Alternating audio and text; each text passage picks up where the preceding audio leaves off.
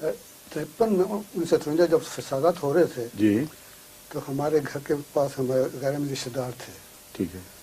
वो जब देखा कि हमें खूब आपके हैं कोई ऐसे जो अभी तक एमपी नहीं, गैर एमपी रिश्तेदार? हाँ, शिया कुछ शिया हैं? हाँ, कुछ दूर से हम तो बहुत दूर के होंगे, आपकी फैमिली तो काफी वसी जी।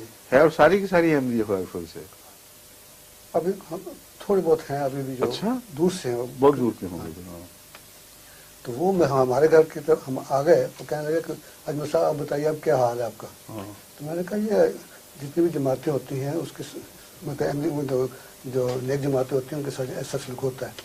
तो उनके साथ एक और उनका दोस्त था, वो एक मौलवी का बेटा था। तो उसने मुझे कहा कि आपको पता है कि मेहदी और मसीह के क्या अलामत हैं? मैं क्या आप बता दें। कहें जब वो एक जगह से बोलेगा उसकी शक्ल और उसके क्या कहते हैं आवाज पूरी सूरत हाँ दुनिया में हर कोने कोने में जाएगी। तो मैंने भाई मोहम्मद को लिखा था, मैं कहा आप उसको कहो कि तुमने ये क्राइटेरिया बिल्कुल ठीक है। हाँ, अब देख लो मानो। ठीक है। तो इसलिए मैं ये इसलिए कि शिया रवायात में है ये। अच्छा, ये शिया बुजुर्गों ने और इम्मा ने ये बात लिखी है कि इमाम महदी की निशानियों में से ये होगी कि वो मगरिब से बात करेगा तो मशरिक तक और बात भी सुनाई देगी और वो दिखाई भी देगा, और मशरिक से बात करेगा तो मगरिब तक उसकी आवाज पहुंचेगी और वो दिखाई भी देगा।